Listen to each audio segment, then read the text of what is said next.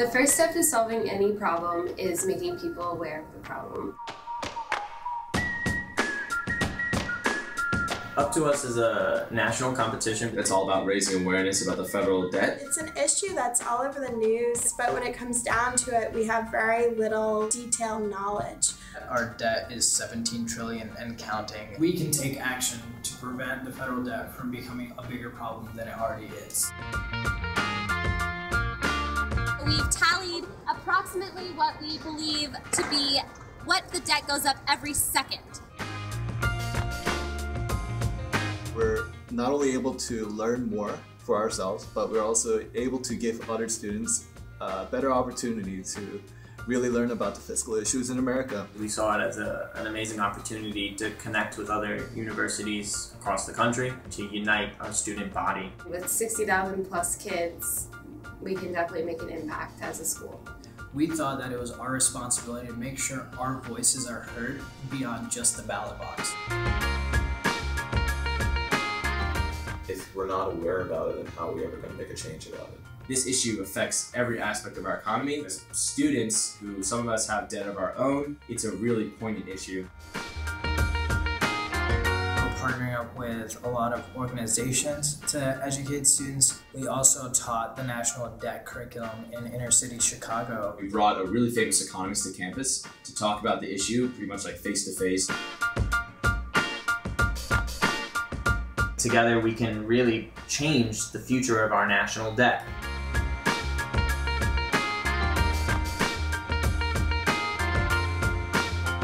It's up to us. It's up to us. And it's up to us. It's up to us. It's up to us. It's up to us.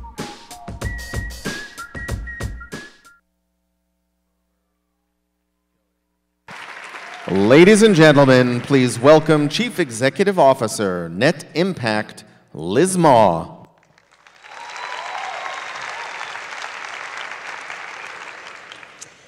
You have seen some amazing and successful leaders up here on stage during the past 24 hours.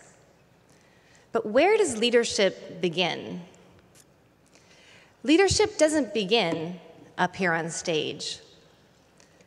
More often, leadership begins by being invisible.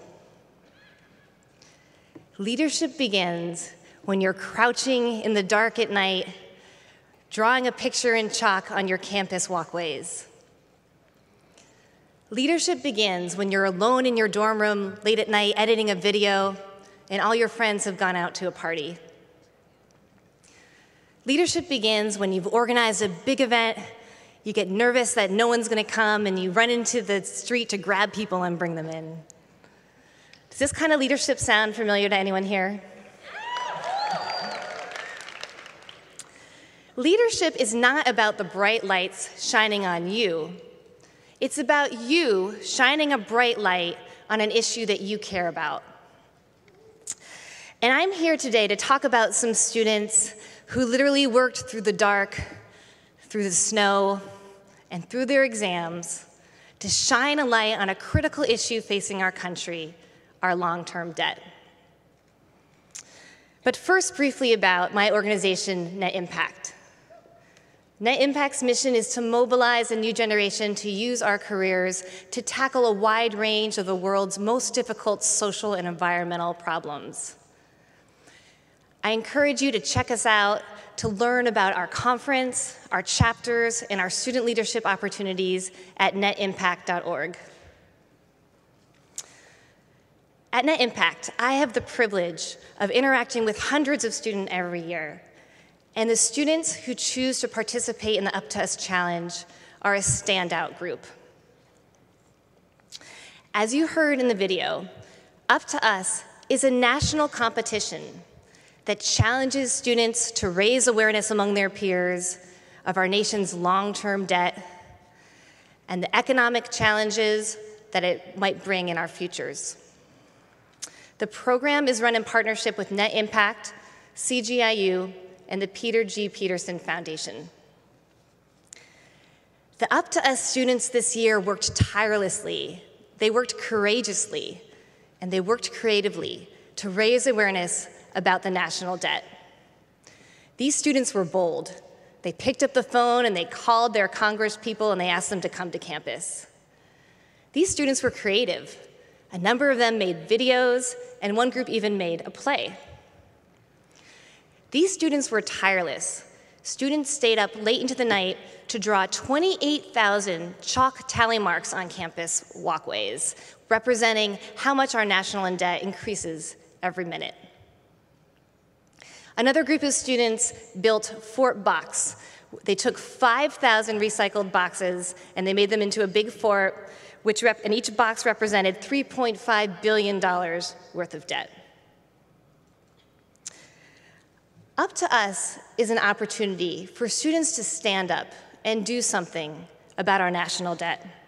And I want to encourage all of you to sign up to participate next year and to tell your classmates and your schoolmates about it. The 22 teams that participated this year did an outstanding job, and they should all be so proud of their accomplishments.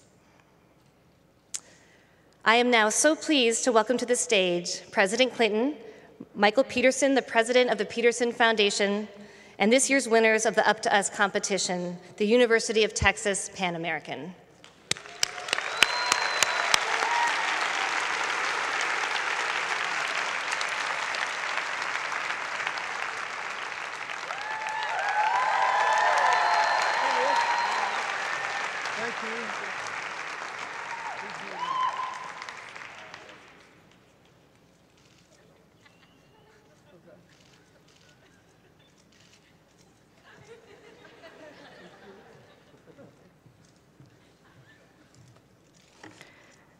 First of all, I'd like to thank everyone who made this moment possible and congratulate all of the amazing teams that were part of Up to Us. I am proud to say that we have created long-lasting relationships that would not have been possible without programs such as Up to Us. I am honored to be here on behalf of the University of Texas Pan American and to represent the Department of Economics and Finance of the College of Business Administration. The UTPA Up to Us team wanted to inspire change in our unique campus and local community. Most of the students at UTPA come from low-income families, work part, and often full-time jobs while studying, and the culture bears a strong international flavor due to our proximity to the border. But that does not mean that the debt doesn't affect us. The fact that most people are not aware of the debt and what it matters is something that we saw as a problem. We began this campaign as a step towards addressing it. Up to Us has been more than a competition. It has been a journey, a learning process, an opportunity to grow as individuals, students, and professionals. And most importantly, it is a vehicle to give something back to our people at the Rio Grande Valley. In the name of Edna Pulido, Christopher Villarreal, Luis Basurto, and Carlos Aguayo, gracias.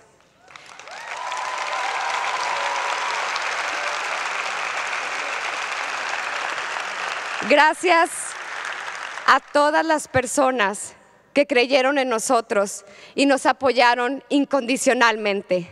Thank you to everyone who unconditionally believed and supported us through this campaign.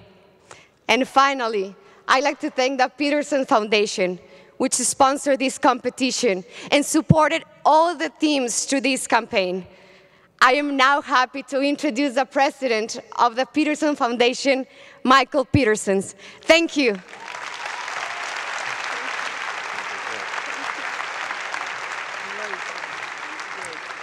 Thank you.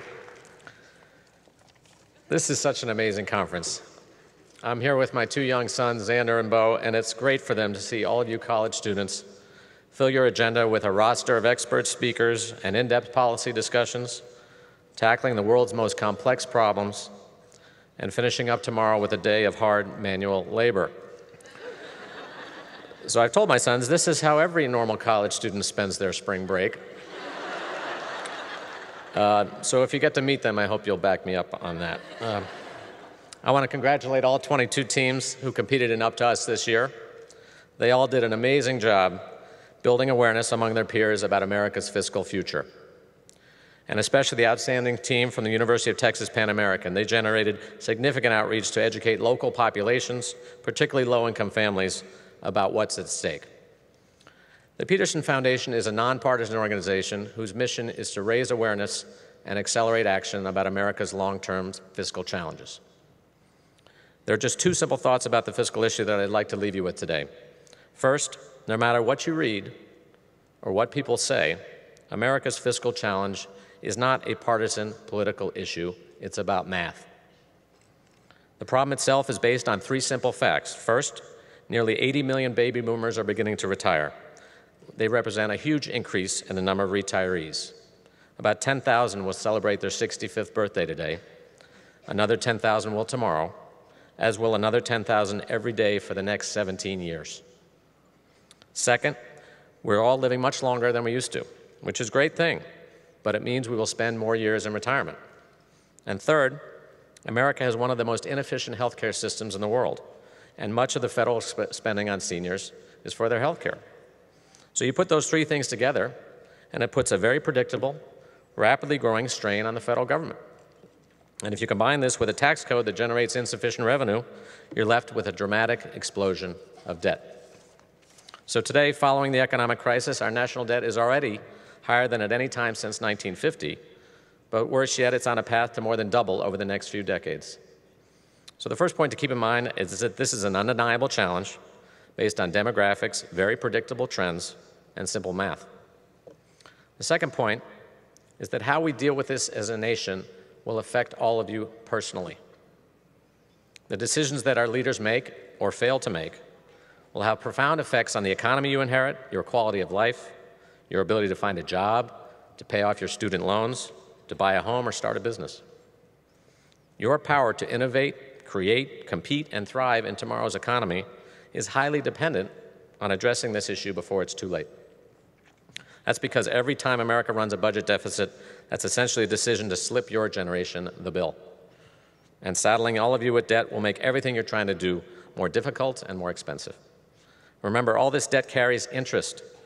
At the end of this decade, when all of you will be working hard to build your careers, interest costs alone will become the third largest spending category in the federal budget. And in just 6 years, the federal government will spend more on interest payments than it typically does on education, infrastructure, and R&D combined. So if we don't deal with this, America will be spending more on its past than on its future. You can't let that happen. Every American will be affected, but no group has more at stake than the energized and enthusiastic and talented generation represented in this room. So remember that this is not some far-off hypothetical issue that's just some partisan political squabble. This is a real problem that affects you personally. The good news is that there's a wide range of solutions, and it's not too late to act. All we need is the political will in Washington to get this done. And if your generation can follow the lead of these student teams, you can build a movement to tell Washington to fix this problem. And if you do that, you will build your careers in a country with the resources to invest in its own future, in a nation with a strong and confident economy, in an America with rising incomes and more mobility and opportunity for young people like you. Working together, you can ensure that the United States remains dynamic, innovative, competitive, and compassionate, with a future that is better than its past. Now, while today's Washington seems unable to get its fiscal house in order, I know a man who did a pretty good job on this issue.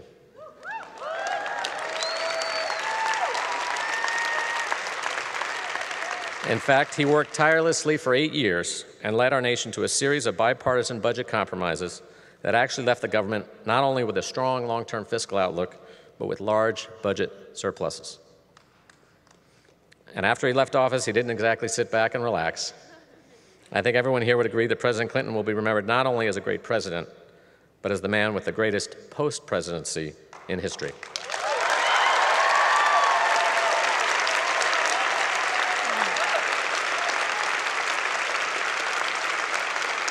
So,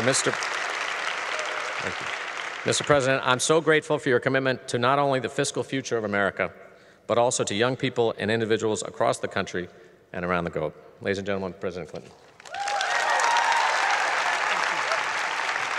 Thank you very much.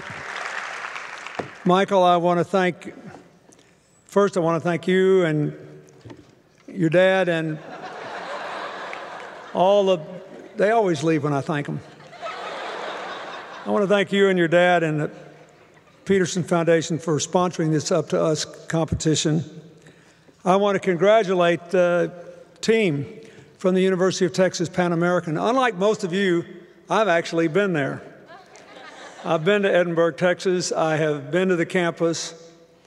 I'm excited about the coming merger they're going to have with Brownsville.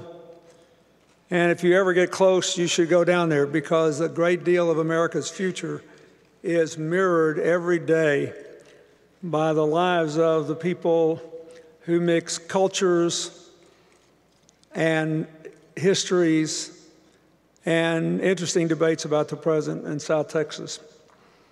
Now, I want to make just a couple of points about this. First of all, quite often when I'm introduced, someone will say, well, this guy gave us 3 or 4 surpluses and he passed all these bipartisan bills and blah, blah, how great it was, and everybody claps and it's like snap your fingers and everything's hunky-dory. So why hasn't it happened? I want to talk first about why I believe this is a significant issue and why the best experts have recommended we address the debt gradually as the economy recovers. It is, we've been through a very bizarre and atypical period in our history and in global economic history. When interest rates are below inflation, if all you do is cut back on government or raise taxes, there is a chance that you'll make the debt on an annual basis worse because you'll contract the economy more than you can possibly contract the deficit. That's why the Simpson-Bowles Commission and a lot of these other expert groups have said we need a 10-year plan that will gradually build in deficit reduction as the economy recovers. Why is that? Because as the economy recovers, interest rates will begin to rise. We've had enough economic recovery already that you can see home mortgage rates have gone from a low rate of about 3.6% up to over 4% again. When that happens throughout the economy, then America will have to pay more to get people to buy our debt. And that's when what Michael said will happen will begin to happen here. We'll be spending more and more of the revenues we get on interest on the debt, and we'll have less and less to spend on the future, which could complicate, if you're an American, your debt, if you have, for example, to take out college loans. So it's a big issue. But the good news is because we are coming out of a period of deflation with super low interest rates, we can afford to phase in our response over a period of years because A, that's the only way to make it work, and B, it's the only way to keep investing as much as we should in the future in things like scientific research. The second thing I want to say is no matter how good these competitions are and no matter what a good job these 22 teams did, they can't deal with the thing that fundamentally began to give us, beginning in the early 1980s, the first large structural deficits our country had ever run since we first became a nation. Taxes have never been popular, but they never became an object of absolute loathing and hatred and political toxicity until the 1980s, when one party began to win elections by promising that under no circumstances ever, under whatever basis would they ever raise taxes, and no matter what happened, all tax increases were always bad and all tax cuts were always good. And just like a child who likes to eat candy every day and never go to the dentist, it sounded good. Now, you're all laughing, but you have to deal with the political environment in which these decisions are made. If you want something done about the long-term debt, you have to realize that there are only three things that ever give you a pattern of balanced budgets. One, adequate controls of spending. Two, an adequate stream of revenue. And three, an adequate rate of growth to produce new revenues as an inevitable consequence of economic growth. In order to do that, you have to be able to have the same kind of conversation with voters at large that you have in these student groups that come up with these wonderful proposals, which means you can't treat someone like they should be forfeiting their American citizenship if they say, well, maybe we should raise a little more money in this, that, or the other way. And it's very hard because most of you who are American citizens have lived your entire lives in this environment. It has not always been this way. You couldn't always depend on a billionaire spending a fortune to run television ads against you to tell everybody how un-American you were if you thought we ought to pay for the money we spend every year. This is a new thing in American history. And on a bipartisan basis, we need to reject it. Dave Camp, the Republican chairman of the House Ways and Means Committee, had just proposed a very interesting set of tax reforms, and boy, did he get killed by his own crowd. And they basically, I could just hear what they said to him in private. Dave, have you forgotten how we won the Congress in the first place? Any Democrat who said we should raise any money, we just destroyed them. And now you come out here and say that we should get rid of the capital gains tax so that we can lower overall tax rates? In other words, the private conversations being held around these issues are very different than the public debates. And there are lots of things like this in other countries. Religious arguments, arguments over women's rights. You've seen Chelsea a lot lately here. I don't know whether she's talked a lot about it, but one of our favorite projects in the Clinton Foundation is an effort to end 1 million deaths, that is, to save 1 million lives, that would, in the ordinary course of business, occur to children 5 years old and younger from waterborne diseases, diarrhea, dysentery, cholera. And we do it by distributing vast amounts of oral rehydration therapy and zinc. And we try to work in very tough environments, like in Nigeria, in both the Lagos area, then in the Niger Delta, where there have been a lot of fights over energy and environmental issues, and then in the north, where the Boko Haram Islamic terrorist group terrorizes people over a variety of issues. And our people just try to say, hey, all we're trying to do is save kids' lives. Will you please let us work here? The point I'm trying to make is that this deficit debt argument in America has parallels in every country represented in this room today. And it is a good thing for students to sit in a room and say, okay, we're going to have to cut some spending. I'll give up these 5 things. Okay, we don't want to cut the student loan program. Or we don't want to cut biomedical research.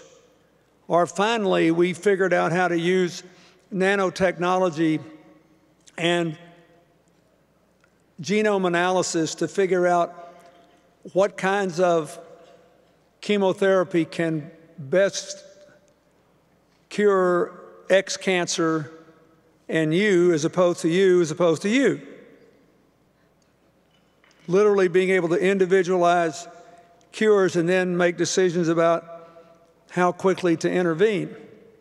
We don't want to give up researching that. We're just scratching the surface. You can have that, but you have to understand that all this occurs in a political context, which is why it is so important for all of you to be active politically, whatever your politics are, and why the non-governmental movement is so important. All these NGOs are so important because we need somebody who's getting up every day and going to work on these problems, whatever's going on in politics. And so I wanted to just put that into some context.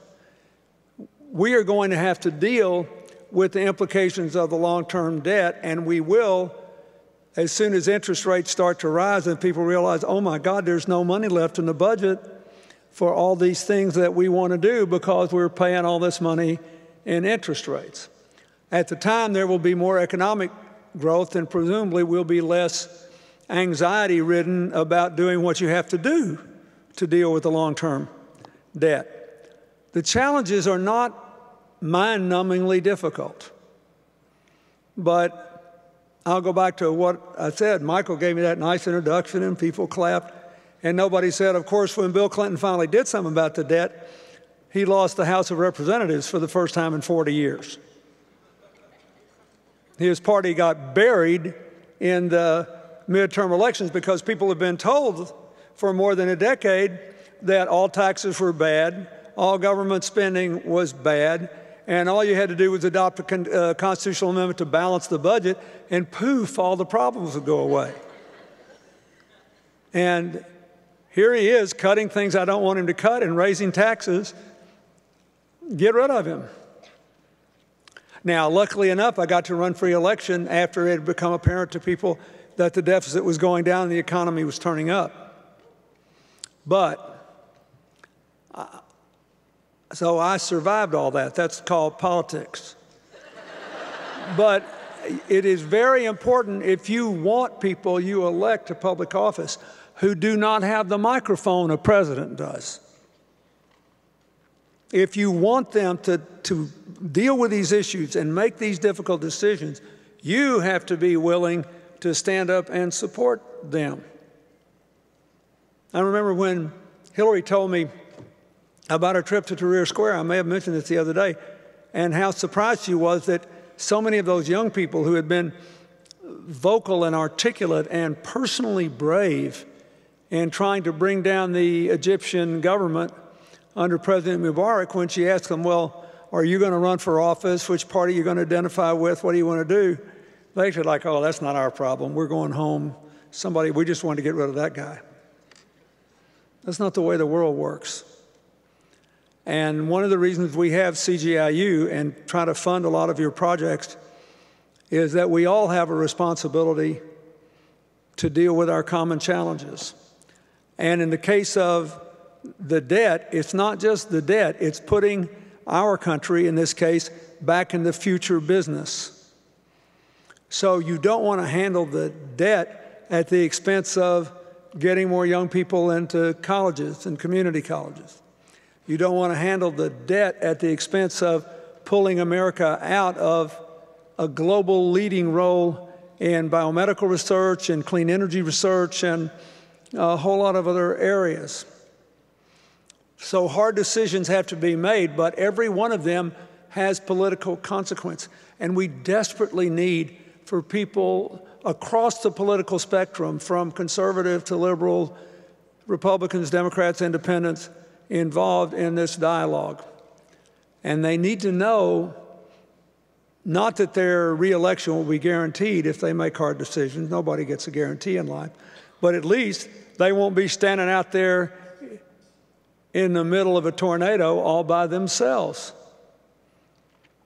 That, too, is a part of civil society. So, again, I want to thank the Petersons for sponsoring Up to Us. I want to congratulate the University of Texas Pan American. I want to thank the other teams that competed for this prize. But I want all of you to remember that, as with all great plans that promise change, the second most important moment is what happens after you come out with the ideas.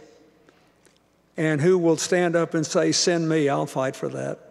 Send me, I will defend those who take this stand. It doesn't amount to a hill of beans if you just sit on the sidelines and say, hey, that's great. I think I'll go get a Coke. This is a group enterprise. Changing the world is a group enterprise. Positive networks of cooperation can do anything. But it means that there's no place for any of us in the peanut gallery. We have to be on the field and playing.